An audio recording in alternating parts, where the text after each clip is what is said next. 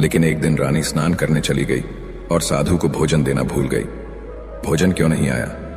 इसके बाद साधु ने सोचा कि वह स्वयं महल में जाकर देखेगा कि अब तक भोजन क्यों नहीं आया, और फिर वह महल में पहुंच गया। जब वह महल के अंदर पहुंचा तो वहां उसकी नजर रानी पर गई। रानी के लंबे लंबे घने काले बाल जो कि उसकी कमर पर लहरा रहे थे, उसकी कजरारी आंखें जो देखने मात्र से ही घायल कर दे, उसकी हिरनी जैसी चाल। रानी के इतने सुंदर रूप को देखकर सन्यासी चकित हो गया और रानी की सुंदरता सन्यासी के मन में घर कर गई और वह वहां से बिना कुछ कहे ही अपनी कुटिया में लौट आया। सन्यासी रानी के रूप की सुंदरता को भुला ना सका और वह खाना पीना त्याग कर अपनी कुटिया में पड़ा रहा। उसने कई दिनों तक कुछ भी नहीं खाया, जिसकी वजह से वह बहुत कमजोर हो गया। फिर कुछ समय बाद राजा वापस लौटे और जब उसे सन्यासी की हालत का पता चला तो वह सीधे सन्यासी के पास पहुंच गए और बोले कि हे भगवान, क्या बात है, आपको क्या हो गया और आप इतने कमजोर कैसे हो गए? किस गहरी सोच में डूबे हो? क्या मुझसे कोई गलती हो गई है? तब साधु ने कहा, नहीं राजा, आपने कोई गलती नहीं की है। यह सुनकर राजा बोले, तो फिर क्या बात है, आप मुझे बताइए, मैं आपकी समस्या का समाधान अवश्य करूंगा। यह सुनकर तपस्वी ने राजा से कहा कि आपकी रानी की अद्भुत सुंदरता को देखकर मैं उसकी सुंदरता पर मोहित हो गया और अब मैं रानी के बिना नहीं रह सकता। यह सुनकर राजा हैरान हो गया और कुछ देर सोचने के बाद राजा ने उस सन्यासी से कहा, मैं आपको रानी दे दूंगा। यह सुनकर सन्यासी बहुत प्रसन्न हुआ। फिर राजा सन्यासी को लेकर महल चले गए और जब राजा और सन्यासी महल पहुंचे तो उस दिन रानी ने अपने सबसे सुंदर वस्त्र और आभूषण पहने थे। फिर राजा रानी के पास गया। राजा ने रानी से कहा कि इस साधु की मदद करनी चाहिए, वह बहुत कमजोर स्थिति में जा चुके हैं और मैं नहीं चाहता कि एक बुद्धिमान व्यक्ति की हत्या का कलंक मेरे सिर पर लगे। राजा की यह बात सुनकर रानी ने राजा से पूछा कि आखिर इन सन्यासी के इस दुख का कारण क्या है। तो राजा ने रानी से कहा कि सन्यासी आपकी अद्भुत सुंदरता के दीवाने हो गए हैं। राजा की यह बात सुनकर रानी ने कहा कि राजा, आप चिंता मत करिए, अब आप सब कुछ मेरे ऊपर रहने दीजिए। मुझे पता है कि मुझे अब क्या करना है। आपके ऊपर ना तो सन्यासी की हत्या का पाप लगेगा और ना ही उससे मेरे पवित्र धर्म का नाश होगा। रानी की यह बात सुनकर राजा ने रानी को सन्यासी को सौंप दिया। उसके बाद सन्यासी रानी को लेकर कुटिया पर पहुंचे। जब रानी सन्यासी की कुटिया पर पहुंची, रानी ने सन्यासी से कहा कि हमें रहने के लिए घर चाहिए, हम इस झोपड़ी में नहीं रह सकते। यह सुनकर सन्यासी राजा के पास गया और राजा से जाकर बोला कि हे राजा, हमें रहने के लिए घर चाहिए। सन्यासी की बात सुनकर राजा ने उनके लिए घर का प्रबंध कर दिया। फिर सन्यासी रानी को लेकर घर पहुंचा। जब रानी सन्यासी के साथ उसके घर पर पहुंची तो रानी ने सन्यासी से कहा कि यह घर तो बहुत गंदा है और इसकी हालत बहुत खराब है, मैं इस घर में नहीं रह सकती। यह सुनकर सन्यासी फिर से राजा के पास गया और राजा के पास जाकर बोला, हे राजा, जो आपने हमें घर दिया है उस घर की हालत बहुत खराब है। सन्यासी की बात सुनकर राजा ने उसे घर की हालत ठीक करवा दी। उसके बाद फिर रानी घर के अंदर गई और नहा धोकर बिस्तर पर आ गई। तभी साधु भी बिस्तर पर आ गया। फिर उसके बाद रानी ने साधु से कहा कि आप जानते हैं कि आप कौन हैं और क्या बन गए हैं।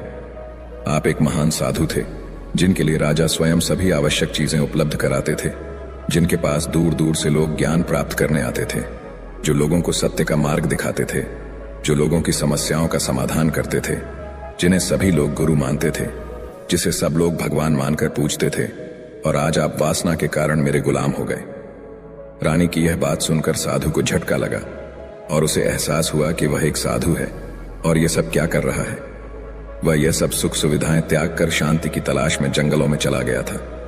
जोर जोर से रोने लगा और चिल्लाने लगा और रानी से कहने लगा कि मुझे क्षमा कीजिए महारानी, मैं ये क्या करने जा रहा था, मैं अभी आपको राजा को सौंप कर आता हूं। सन्यासी की बात सुनकर रानी ने सन्यासी से प्रश्न किया कि साधु महाराज, मेरे मन में एक प्रश्न उठ रहा है, कृपया मेरे प्रश्न का उत्तर दीजिए। रानी की बात सुनकर सन्यासी ने कहा कि पूछो, तुम्हारा क्या प्रश्न है। फिर रानी ने कहा कि जब आपको उस दिन भोजन नहीं मिला तो आप बहुत क्रोधित हो गए, तब मैंने आपका ये रूप पहली बार देखा था और तभी से मैं आपके व्यवहार में परिवर्तन महसूस कर रही थी। ऐसा क्यों हुआ? साधु महाराज, आखिर आपको इतना क्रोध क्यों आया? रानी की बात सुनकर सन्यासी ने रानी को समझाया कि जब मैं जंगल में था तो मुझे समय पर भोजन भी नहीं मिलता था, लेकिन जब मैं महल में आया तो महल में आने के बाद मुझे सारी सुख सुविधाएं मिली और फिर मैं इन सभी सुख सुविधाओं के मोह में फंस गया और मुझे इसके प्रति लगाव उत्पन्न हो गया और फिर मुझे इसको पाने का लालच उत्पन्न हो गया। और जब मुझे ये नहीं मिला तो मेरे अंदर क्रोध उत्पन्न हुआ। फिर सन्यासी ने कहा कि महारानी, सच तो ये है कि अगर इच्छा पूरी नहीं हो तो क्रोध उत्पन्न होता है, और अगर इच्छा पूरी हो जाए तो लालच बन जाता है। फिर सन्यासी ने रानी से कहा, यह इच्छा की पूर्ति ही मुझे वासना के द्वार तक लेकर आई है और मैं आपके प्रति आकर्षित हो गया। इसके बाद वह सन्यासी रानी को लेकर राजा के पास गया और बोला कि राजा, मुझे क्षमा कर दीजिए, मुझे अपनी गलती का एहसास हो गया है। ये लो आपकी रानी, मुझे ये सब नहीं चाहिए। मैं अपनी इच्छा के वशीभूत होकर यह गलत कार्य करने जा रहा था और अपने जीवन को बर्बाद कर रहा था, लेकिन अब मुझे सब कुछ समझ आ गया है।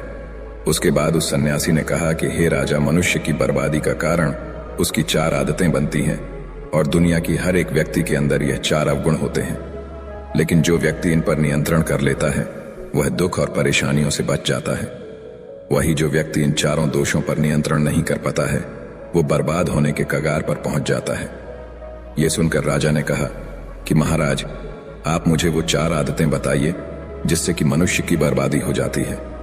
फिर सन्यासी ने राजा को मनुष्य को बर्बाद करने वाली आदतों के बारे में बताया कि हे राजा, मनुष्य को बर्बाद करने वाली पहली आदत है इच्छा, क्योंकि इच्छा ही दुनिया की हर एक व्यक्ति के अंदर सबसे पहला अवगुण होता है, और जो व्यक्ति अपनी इच्छाओं को नियंत्रण में नहीं रख पाता है वह जीवन के किसी भी क्षेत्र में सफल नहीं हो पाता है, क्योंकि जैसे ही उसकी एक इच्छा पूरी होती है वह दूसरी की ओर जाने लगता है, और दूसरी पूरी हो गई है तो तीसरी इच्छा उसके मन में जागृत हो जाती है, और फिर ऐसे करते करते इच्छाओं पर नियंत्रण न होने के कारण किसी जाल में उलझा रहता है और दुखी रहता है।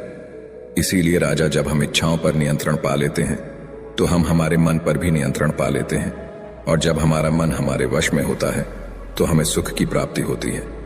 फिर जो हम चाहते हैं वही हमारे साथ होता है। फिर सन्यासी कहता है कि हे राजा, मनुष्य को बर्बाद करने वाली दूसरी आदत है वासना। वासना का जन्म हमारे मन में उठने वाली इच्छाओं से होता है। जिस प्रकार इच्छा का कोई अंत नहीं होता और मनुष्य वासना के जाल में फंसता ही चला जाता है। वासना के वशीभूत होकर मनुष्य को कुछ भी नजर नहीं आता है। आज तक जितने भी युद्ध हुए हैं उनका सबसे प्रमुख कारण स्त्री को पाने की इच्छा ही रही है। स्त्री के प्रेम में वशीभूत होकर राजा महाराजाओं ने आज से पहले बहुत सारे युद्ध किए हैं। रावण भी संसार का सबसे बुद्धिमान व्यक्ति था, लेकिन उसने भी माता सीता की सुंदरता की जाल में फंसकर अपना सब कुछ बर्बाद कर लिया। उसकी मृत्यु का कारण एक स्त्री ही बनी। कई राजा महाराजा तो युद्ध में इसलिए हार गए क्योंकि वो लोग स्त्रियों से रासलीला रचने में ही रह गए। ईश्वर ने तो स्त्री की उत्पत्ति इस संसार को बढ़ाने के लिए की है, लेकिन आजकल लोगों ने इसे अपनी वासना का शिकार बना लिया है, अपने मनोरंजन का साधन समझने लगे हैं, और जब उन्हें अपना यह मनोरंजन नहीं मिलता तो वो पागल हो जाते हैं और ना जाने क्या क्या कर बैठते हैं। इसीलिए हे राजा, जितना हो सके उतना वासना से दूर रहना चाहिए। फिर सन्यासी कहता है कि हे राजा, मनुष्यों को बर्बाद करने वाली तीसरी आदत है क्रोध, क्योंकि जब मनुष्य की वासना की पूर्ति नहीं होती है तो उसके अंदर क्रोध उत्पन्न हो जाता है, और जब व्यक्ति को क्रोध आता है तो उस पर उसका नियंत्रण नहीं होता है, और फिर वह क्रोध में आकर कई गलत निर्णय ले लेता है। वह दूसरों को भला बुरा कह देता है, गालियां निकाल देता है, और जब उनका क्रोध शांत होता है तो उन्हें अपनी गलती का एहसास हो जाता है, लेकिन तब तक तो सब कुछ बर्बाद हो चुका होता है। क्रोध के कारण मनुष्य के कई बने बनाए काम भी खराब हो जाते हैं। जब मनुष्य के भीतर क्रोध उत्पन्न होता है तो वह अंदर से बहुत कमजोर हो जाता है, और एक कमजोर मनुष्य कुछ भी नहीं कर सकता है, उसे कभी भी सफलता हासिल नहीं हो सकती। क्रोध हमारे भीतर तनाव को उत्पन्न करता है, और अगर एक बार हम तनाव में चले गए तो हमारा पूरा जीवन बर्बाद हो जाता है। फिर सन्यासी कहता है कि हे राजा, मनुष्य को बर्बाद करने वाली चौथी आदत है लालच। लालच का फल सदैव बुरा होता है। लालच में फंसकर हम बहुत सी लोगों का बुरा कर देते हैं। हर मनुष्य के जीवन में कभी ना कभी ऐसे समय अवश्य आते हैं जब वह लालच कर बैठता है, और अधिक पाने की लालसा में वह कुछ ऐसा कर बैठता है जिससे जो उसके पास था वह उसे भी गंवा देता है। क्योंकि जैसे ही व्यक्ति की एक इच्छा पूरी होती है उसका लालच अधिक हो जाता है और उसके मन में और कई जन्म लेने लगती है। जो व्यक्ति लालच करता है वह कामयाबी से कोसों दूर रहता है, क्योंकि एक न एक दिन लालच का दुश्मन सामने आता ही है। अगर हम समय रहते ही लालच को त्याग दें और उसकी जाल में ना फंसें तो हम एक सफल व्यक्ति अवश्य बन सकते हैं। फिर अंत में सन्यासी राजा से कहता है कि हे राजा, अगर मनुष्य इन चारों आदतों को त्याग देता है तो उसे जीवन में सफल होने से कोई नहीं रोक सकता। जो इन आदतों को नहीं त्यागता है उसे जीवन में बर्बाद होने से कोई रोक नहीं सकता। मैं एक सन्यासी होकर इसकी जाल में फंस गया था, तो सामान्य मनुष्य तो इससे बच नहीं सकता। इसीलिए हे राजन, मनुष्य को इन आदतों से हमेशा बचना चाहिए। दोस्तों, उम्मीद है आपको ये कहानी जरूर पसंद आई होगी। अगर पसंद आई हो तो हमारे इस वीडियो को लाइक, शेयर और अनजाना पथ चैनल को सब्सक्राइब जरूर करें। साथ ही कमेंट में नमो बुद्धाय जरूर लिखें। धन्यवाद। नमो बुद्धाय त्यागता है, उसे जीवन में बर्बाद होने से कोई रोक नहीं सकता। मैं एक सन्यासी होकर इसकी जाल में फंस गया था, तो सामान्य मनुष्य तो इससे बच नहीं सकता। इसीलिए हे राजन, मनुष्य को इन आदतों से हमेशा बचना चाहिए। दोस्तों, उम्मीद है आपको ये कहानी जरूर पसंद आई होगी। धन्यवाद। नमो बुद्धाय।